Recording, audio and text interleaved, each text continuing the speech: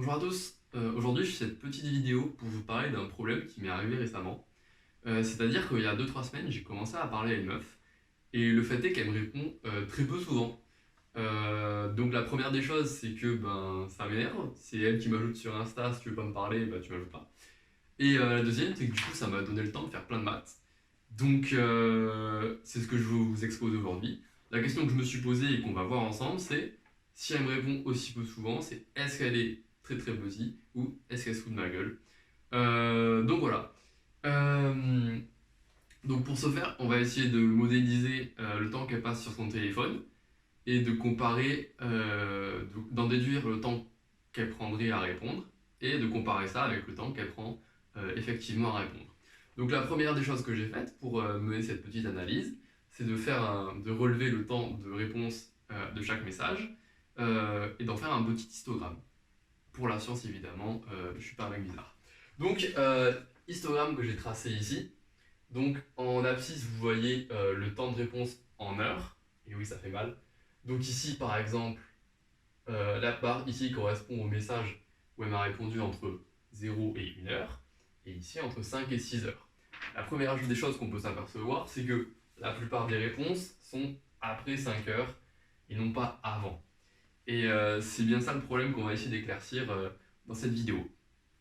Donc la première chose qu'il a fallu faire, c'est de modéliser le temps de réponse et pour cela donc le temps qu'on passe sur son téléphone. Donc pour cela j'ai fait plusieurs hypothèses. Euh, la première c'est sur le nombre de fois où on est sur son téléphone.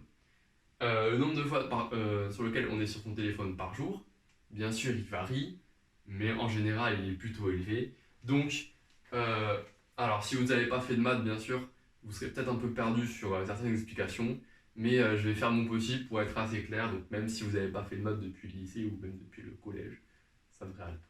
Donc ici, j'ai pris une loi binomiale, c'est-à-dire, en gros, si on prend 10 pour fixer les choses. Si là on a 10, ça veut dire qu'en moyenne, tous les jours, on est 10 fois sur notre téléphone.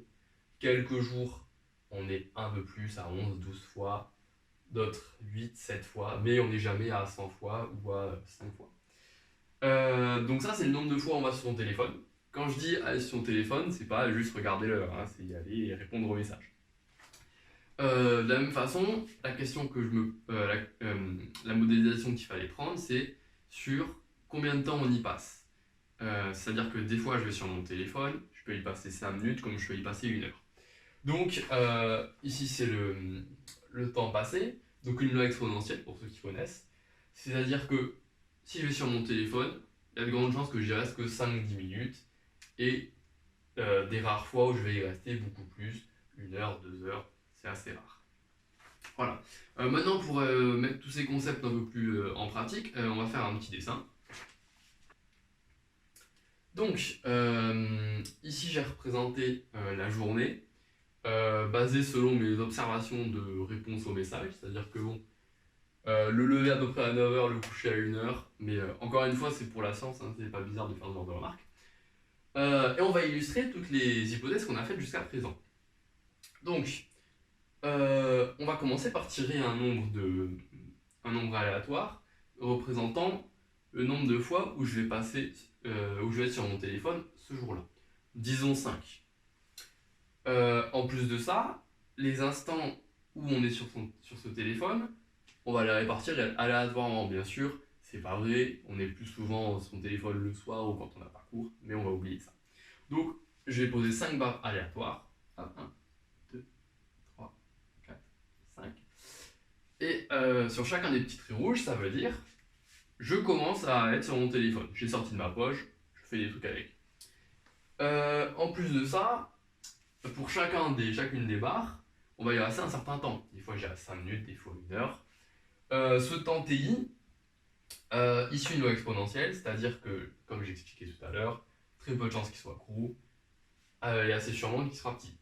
Donc, ici, mettons qu'il est petit, on reste pas longtemps. Ici, il est plus gros, on reste plus longtemps. Ici, il est petit. Ici, il est un peu plus gros. Ici, il est petit. Donc, tous les carrés rouges là, c'est des moments où je suis sur mon téléphone. Ok. De la même façon, moi, je vais envoyer un message aléatoirement dans la journée, mettons, là, hop, ici j'envoie un message. Et maintenant, ce qu'on veut calculer, c'est combien de temps il va lui falloir pour voir ce message et répondre. Donc ce temps-là, il est simple. J'envoie ce message ici, à 10 heures. Le temps qu'il lui faut pour répondre, c'est le temps qui sépare ce message de la première fois où elle arrive sur son téléphone. C'est-à-dire ici. Ici, à peu près 1 heure.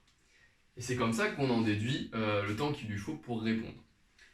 Maintenant, on peut calculer, à partir des variables aléatoires, la probabilité pour qu'on ait une réponse en temps de temps. Par exemple, je peux dire, à partir de ça, quelle est la probabilité qu'on me réponde en moins de 3 heures. Donc, je vais mettre la formule à côté. C'est pas grave, elle ne servira pas, je vais faire des graphiques après. Mais comme ça, vous l'avez. Voilà, donc maintenant qu'on a fait ce calcul, on peut tout aussi bien trouver la probabilité qu'on réponde entre 2 et 3 heures. Et ça, cette probabilité, elle correspond exactement à l'histogramme qu'on a tracé. Donc, à gauche, j'ai tracé l'histogramme qui correspond à la modélisation qu'on a fait. Ça veut dire l'histogramme correspondant à une personne qui suivrait exactement les hypothèses qu'on a données, comparé à l'histogramme présenté au début de la fille en question.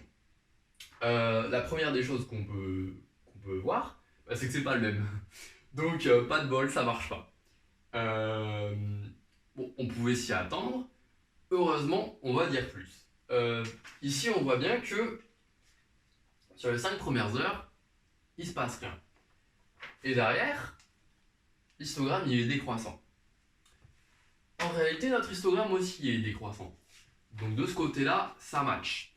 La deuxième hypothèse qu'on va faire maintenant, c'est de dire, ok, c'est un peu bizarre, qu'est-ce qui se passe si on suppose que elle attend 5 heures avant de répondre? Alors, je vous vois derrière vos téléphones ou vos ordinateurs, faites pas genre, il y en a plein qui font ça. Donc je pense que c'est une bonne hypothèse. Et on va la continuer, on va bien voir si ça marche ou pas. Donc on dit, maintenant, la meuf, elle attend 5 heures, et si le message, ça fait pas 5 heures qu'il est là, elle répond pas, sinon elle répond. Donc c'est l'hypothèse qu'on va rajouter, et on va voir cette fois si ça match. Alors, donc on peut assez vite refaire les calculs, il suffit juste de shifter l'histogramme, et on retombe sur ces deux nouveaux histogrammes. Donc à droite, encore une fois, l'histogramme de la fille, et à gauche, l'histogramme théorique. Donc évidemment là, ça marche beaucoup mieux, ça a l'air de coller à peu près. Bien évidemment, l'histogramme théorique, pour ceux qui ont tout suivi, il dépend des paramètres n, p et lambda, mais je vous donnerai à la fin de la vidéo les paramètres qui ont marché pour cette simulation. La dernière chose, c'est que ici, on a toutes les mêmes valeurs. Là, le problème vient que, justement, plus qu'elle prend du temps à répondre, j'ai pas une infinité de valeurs à mettre dans mon histogramme. Donc ici, on aurait plus eu une courbe comme ça, mais peut-être que si j'avais eu plus de messages, ça serait passé comme ça, mais c'est pas le cas, c'est pas grave. Donc ici, ça colle bien, donc on peut valider l'hypothèse. Donc j'avais parlé des paramètres, je mettrai le graphique et les paramètres correspondants, mais on trouvait en moyenne 7 ou 8 fois chaque jour où on va sur son téléphone. Alors en effet, ça paraît pas beaucoup, donc c'est peut-être une hypothèse critiquable. Je vous encourage, si vous voulez, à donner vos valeurs à vous, c'est-à-dire combien de fois vous allez sérieusement sur votre téléphone et combien de temps vous y passez, pour qu'on puisse comparer. Et donc voilà, c'est tout ce que j'avais à expliquer. Encore une fois, je vous encourage à donner dans les commentaires ou en message ce que vous en avez pensé, ce que vous en déduisez, si vous avez des remarques à faire sur le modèle et les conclusions. Et merci à tous.